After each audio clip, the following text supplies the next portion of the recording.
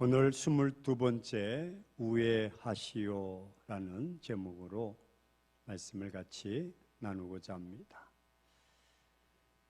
여러분도 잘 알다시피 이스라엘의 출애굽을 이야기할 때면 예외 없이 이스라엘의 선두에 서서 애굽에서 가나안의 문턱까지 이스라엘을 인도했던 출애굽의 영웅 모세를 거론하지 않을 수가 없습니다.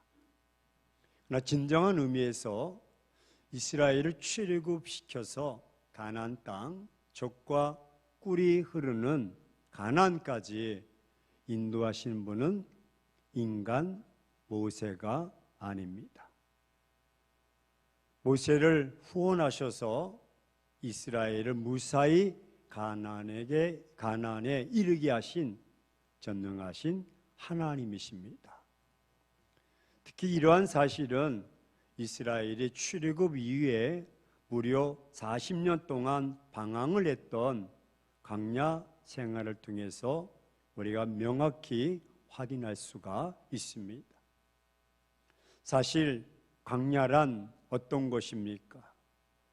에레미야 2장 6절을 빌려와서 본다면 광야란 사막이요, 구덩이 땅이요, 건조하고 사망의 음침한 땅이요, 사람이 다니지 아니한 땅이요, 사람이 거주할 수 없는 땅이라고 못 받고 있습니다.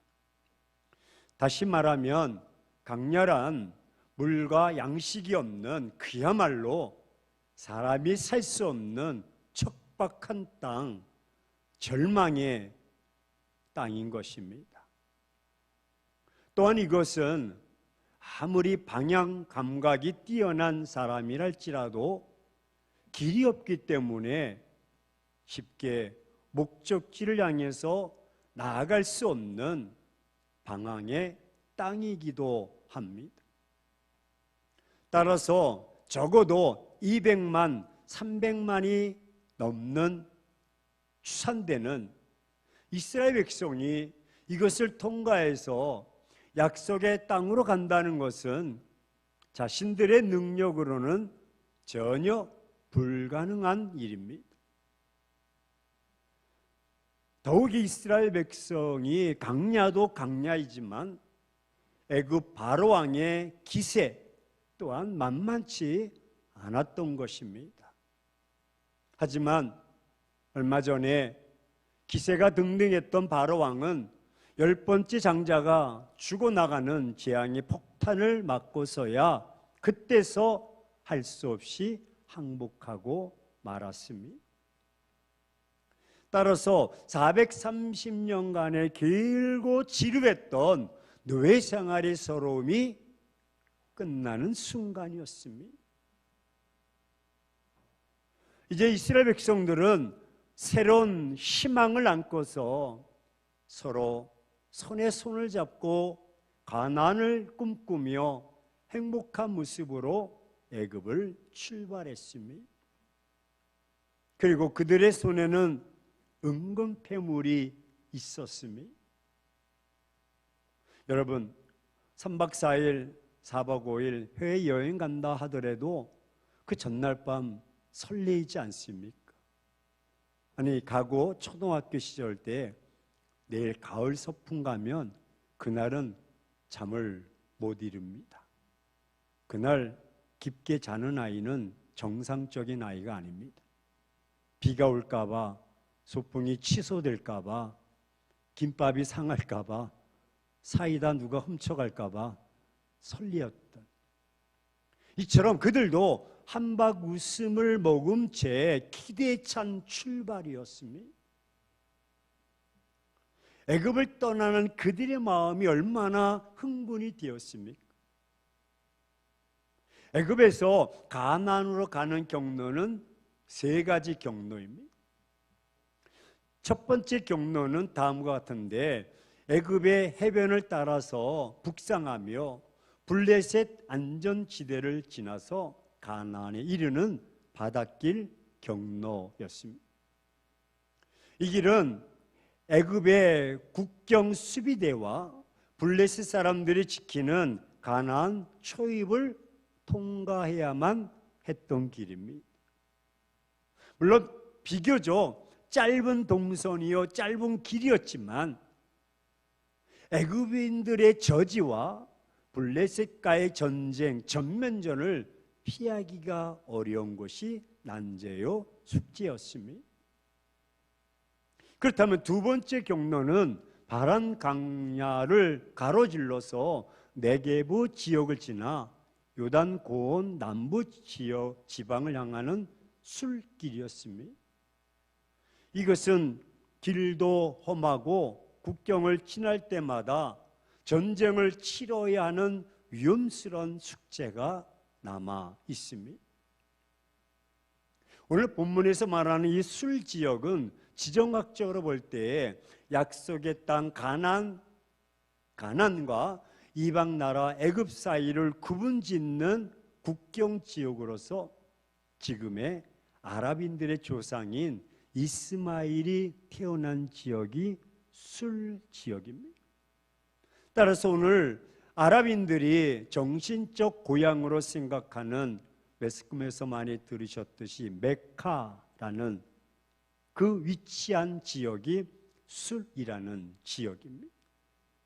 말하자면 이 지역은 예루살렘과 메카가 갈라지는 지역이요, 더 쉽게 이야기하면 이스라엘과 아랍인들의 갈라지는 분기점입니다. 세 번째 경로는 스웨르만을 통과해서 시내반도 중앙을 가로질러서 모압 평지를 지나 요단강을 건너는 소위 왕의 대로입니다. 이 길은 다소 우회하지만 모든 위험이 그래도 적은 경로입니다.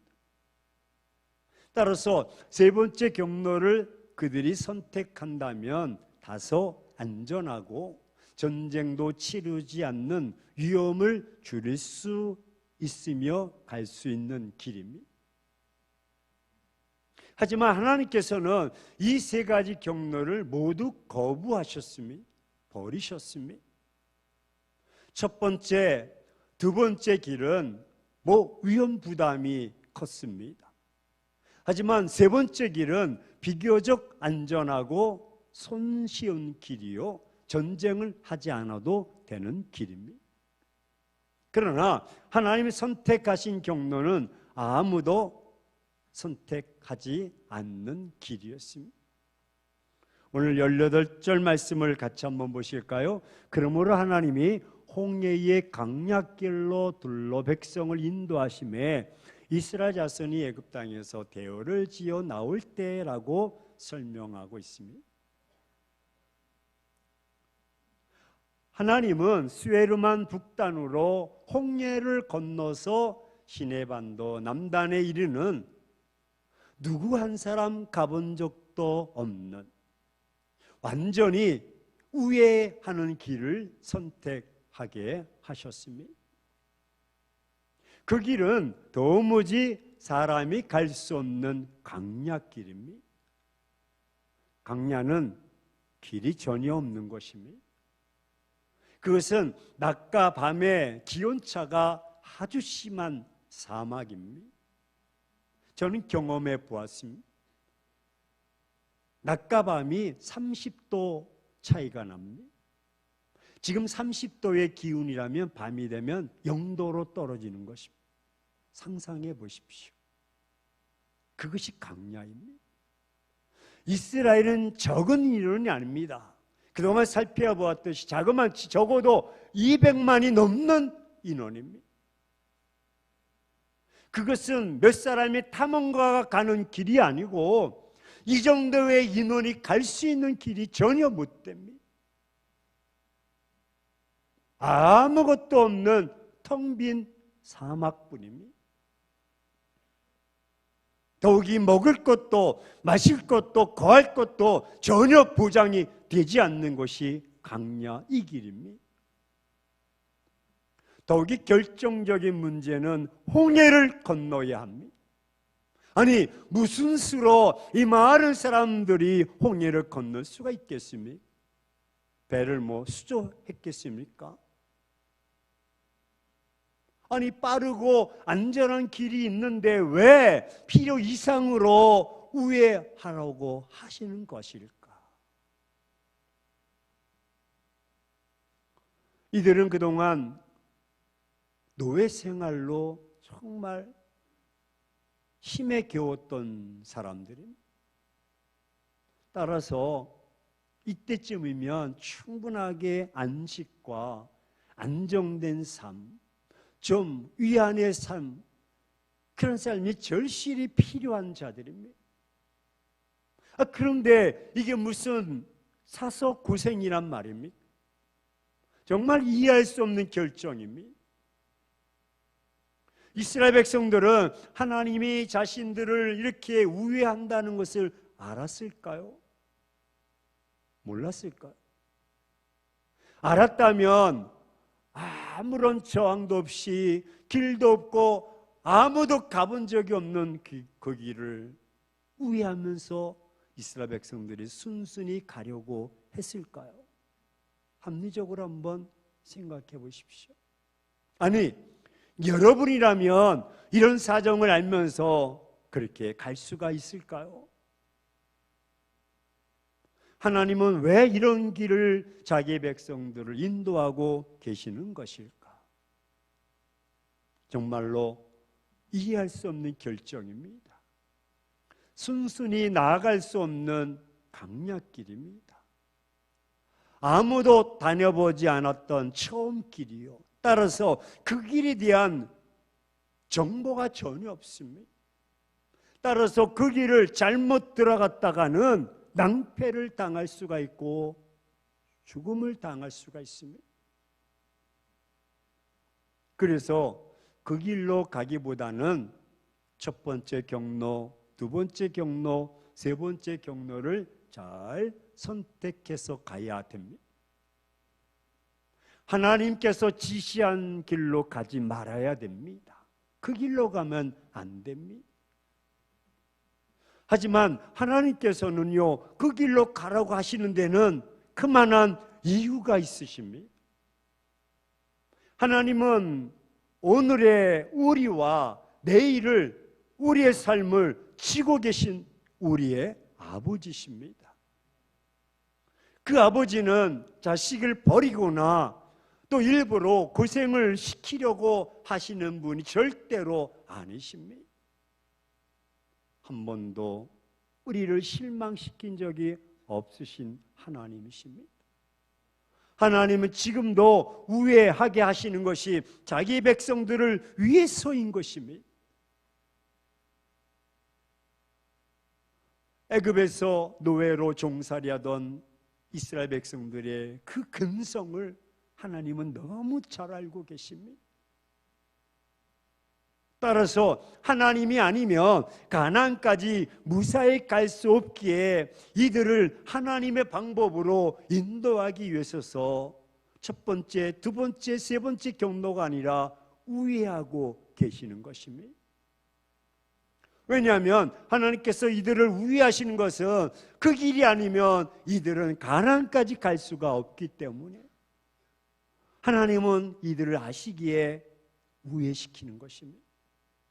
하나님이 이들의 속성과 약점과 단점을 너무나 잘 알고 있습니다. 그리고 이스라엘 백성들의 주변의 정세와 위험도 잘 알고 있습니다. 이들은 노예였기 때문에 도전의식이 없습니다.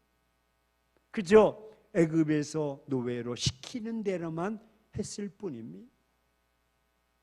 따라서 만약에 이들이 나와서 첫 번째, 두 번째, 세 번째 경로에 부딪히고 개척하라면 아마 성경에 오늘 말씀에 나와 있듯이 다 애굽으로 돌아갔을 것입니다. 여러분도 알다시피 그들은 모세야, 애굽에 물이 없어서 우리를 이곳에 데려왔는, 장사 지낼 곳이 없어서 우리를 여기다 죽겠는, 애굽으로 돌아갔을 것입니다. 이들은 새로운 도전에 부딪히는 것이 없습니다. 그저 싸움, 도전, 자기를 이겨보려는 근성이 없습니다. 이들에게 새로운 환경이 부딪힌다면 아마도 아무도 가지 않을 것입니다. 따라서 결국 하나님은 이들을 달래가면서 안전하게 지금 가고자 하는 것입니다. 지금 하나님은 그들이 가야 될 세 가지 경로가 아니라 우회하시는 동안 그들로 하여금 성장하고 성수시키면서 근성을 만들고 내성을 키우고 면역력을 키우고 만들어 가는 것입니다. 이것을 보십시오. 노예 근성 자체가 무엇입니까? 도전의식이 상실된 것이 노예입니다. 노예의식은 부딪히면 원망하고 불평하고 포기합니다. 어려우면 스스로 그것을 개척하고 도전하고 극복하려는 것이 아니라 주인 의지합니다. 그래서 하나님은 이들을 우회시키고 이끌고 가시는 것입니다. 하나님은 성숙하지 못한 이스라엘 백성들을 달래가면서 우회하시면서 그 가정에 그들로 하여금 근력이 생기게 하고 성숙하면 지름길로 데리고 가는 것입니다. 근력과 내성은 저항력입니다. 어떤 외부의 힘에서 저항력을 표현할 때는 외적인 것은 근력이 없고 내적인 것은 내성이 그들은 없었습니다. 그래서 하나님은 이들을 우회시킵니다.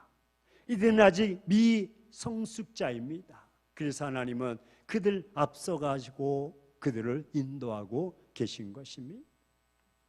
하나님이 아니면 갈 수 없기에 하나님이 친히 앞서가셔서 그들의 길을 인도해 주고 계시는데 우리 다 같이 21절을 함께 읽도록 하겠습니다. 시작. 여호와께서 그들 앞에서 가시며 낮에는 구름 기둥으로 그들의 길을 인도하시고 밤에는 불 기둥을 그들에게 비추사 낮이나 밤이나 진행하게 하셨다. 그들은 앞서가시는 하나님만 따라가면 안전합니다. 그들은 낮이나 밤이나 어떤 장소에서도 전혀 문제될 것이 없습니다. 왜? 필요한 모든 것을 하나님이 공급해 주시니까.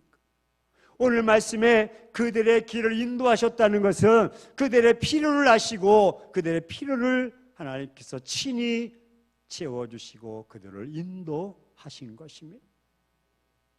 하나님께서 인도하시는 길을 가는 자는 하나님이 책임져 주십니다. 그 길을 가는 동안 절대로 하나님은 우리를 외면하지 않고 떠나지 아니하십니다. 남몰라라 하지 않습니다.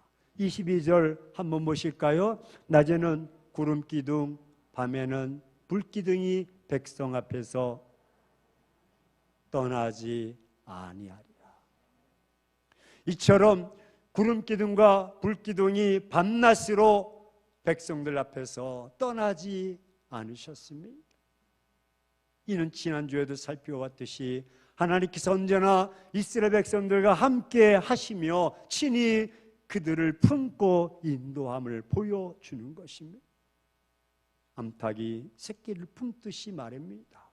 하나님께서는 이스라엘을 떠나지 아니하셨고 하나님 언제나 그들과 함께 하셨습니다. 애굽의 바로 왕이 군사들을 이끌고 이스라엘 따라 미쳤을 때에도 하나님은 이스라엘 백성들과 함께 하셨습니다. 강야에서 물이 떨어져서 목마름으로 신음할 때도 하나님이 반석에서 물이 솟게 하셔서 함께 하셨고, 강야에서 양식이 떨어져 굶주릴 때에도 하늘에서 만나를 주셔서 이스라엘 백성들과 함께 하셨습니다.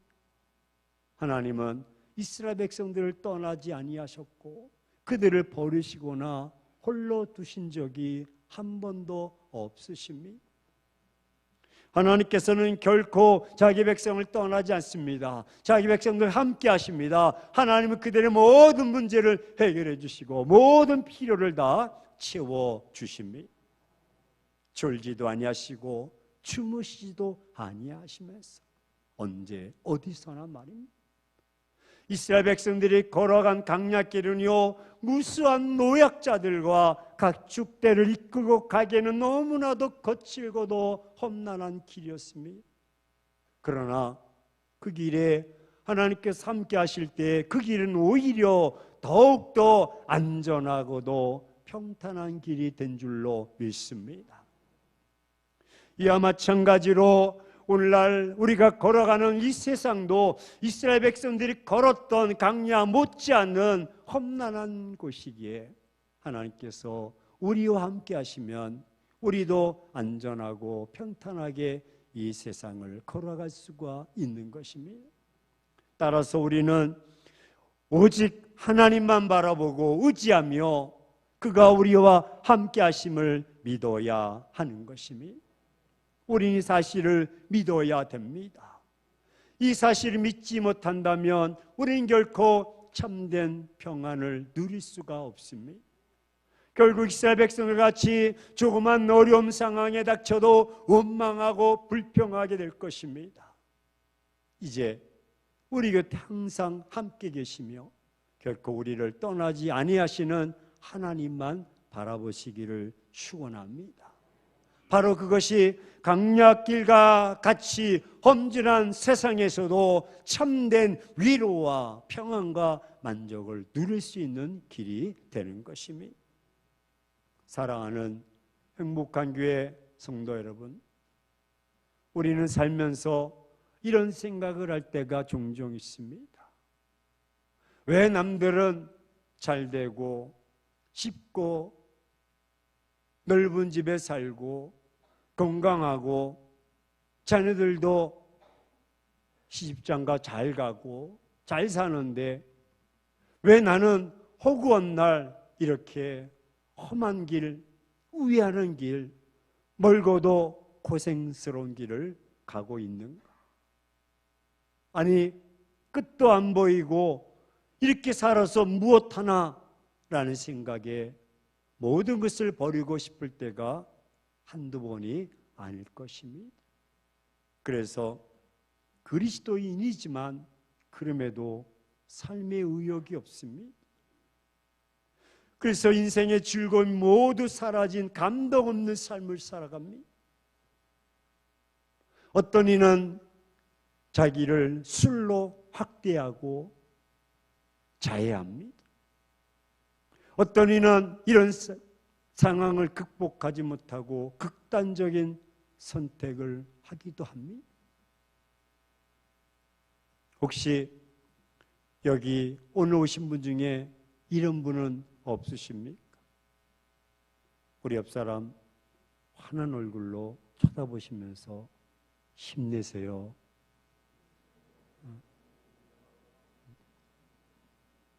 오늘 말씀을 통해서 위로와 용기를 얻기를 주의 이름으로 축원합니다.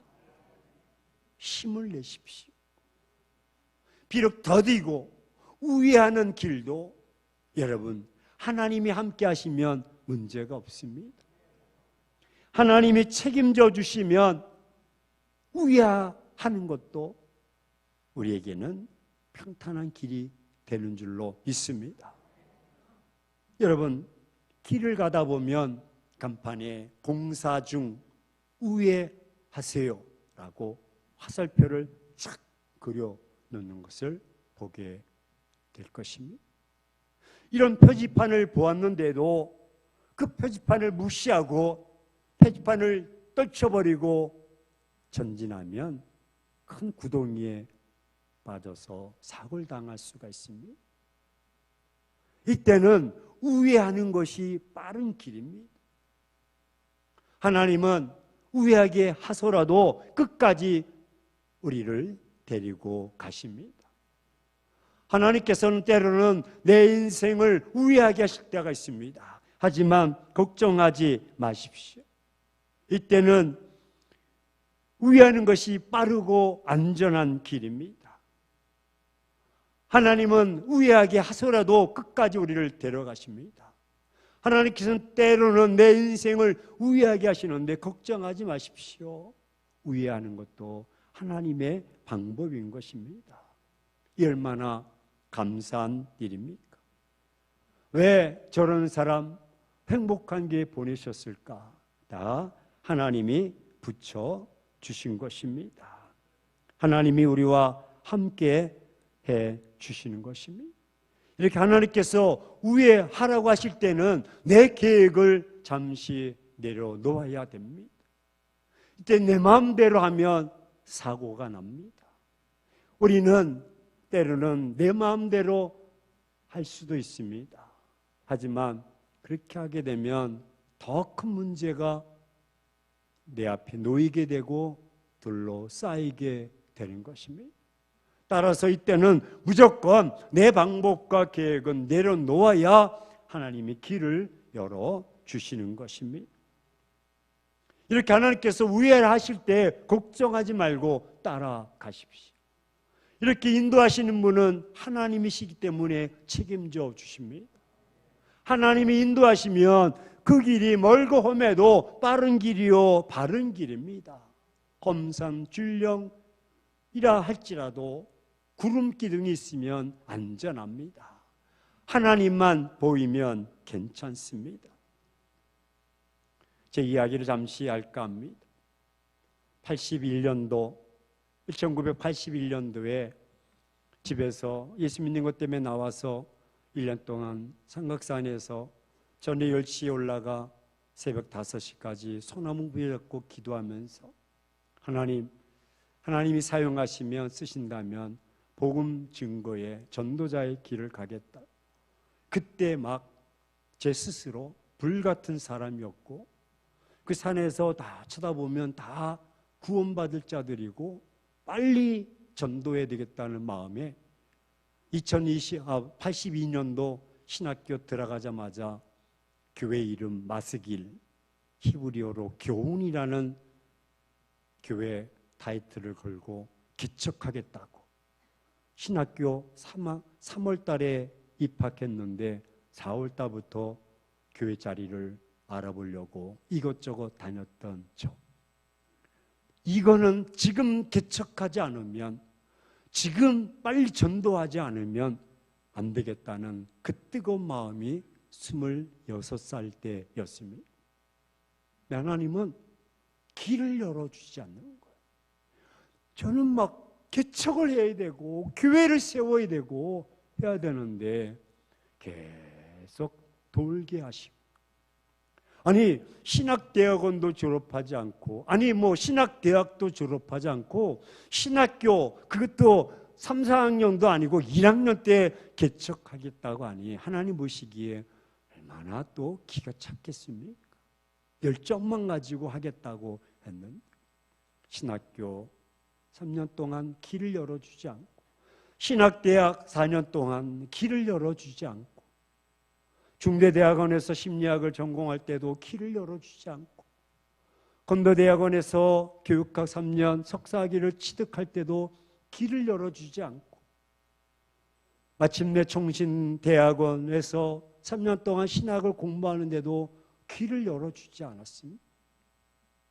그리고 더 나가서는 선교사 스페인으로 선교 활동을 사역을 나간 지 2년, 개척하겠다고 교회 이름 짓고 딱 20년 되는 그 해에 여러분을 만나게 된 것입니다. 그리고 어느덧 20년이 흐르고 있습니다. 돌고 돌아서 지금까지 왔는데 돌이켜보면 하나님이 그렇게 하셨구나. 하나님이 이렇게 인도하시고 하셨구나. 20년 짧은 세월이 아닙니다. 그때 얼마나 긴장되고 얼마나 마음이 두려웠겠습니까? 주님 원하신다면 어디든지 가오리다 라고 하지만 불투명한 목회 현장에서 하나님 계속적으로 저를 우회하게 하시고 우회하게 하셨습니다. 사랑하는 행복한 교회 성도 여러분, 이제부터 하나님을 나침반 삼기를 주의 이름으로 축원합니다. 말씀 성경이 우회할 때 하나님의 인도하심을 전달하는 이것이 표지판이요 내비게이션입니다. 길을 잃지 않도록 해주는 나침판이 되는 것입니다. 성경을 내 인생의 나침판으로 삼으십시오. 시인은 말씀은 내 발의 등이요 말씀은 내 길의 빛이라고 말씀하는 하나님 말씀을 순종하며 그분의 때를 기다리며 믿고 우위하시면서 낙심하지 말고 믿음으로 아멘하며 가십시오. 만약 여러분들이 말씀을 듣고도 계속 불안해하고 초조해하고 인간적인 방법으로 빨리 도달하려고 한다면 그 길은 강야 그 자체일 것입니다. 그런 삶에서 아무런 도움도 나침반의 지도를 받지 못하고 실족하고 말 것입니다. 여러분이 고집대로 마음대로 사는 길은 결국 안전하지 못하고 평탄하지 못합니다. 오히려 험난줄령의 길이 될 것이요 지치고 쓰러지고 말 것입니다. 하지만 오늘 여러분들이 말씀을 듣고 내 고집과 내 생각이 아닌 서두르지 않는 하나님 말씀의 인도함을 받고 살아간다면, 아니 그 길이 더디고 힘들고 뜨거운 태양빛이 쬐는 대낮이라 할지라도, 추위가 엄습해오는 혹한이 엄습해오는 추운 겨울이 할지라도 걱정이 없습니다. 왜냐하면 하나님께서 여러분을 불기둥으로 구름기둥으로 지켜주실 줄로 믿습니다. 그 길은 낯선 길처럼 보이고 그 길이 고아와 같은 길이 할지라도 두려워하지 않습니다. 왜냐하면 하나님께서 그 손을 펴사 불꽃 같은 눈동자로 졸지도 아니하시고 주무시도 아니하시면서 시편 121편 8절의 말씀처럼 낮에는 구름기둥으로 밤에는 불기둥으로 동행해 주실 줄로 믿습니다. 따라서 여러분이 어디를 가든지 상관이 없습니다.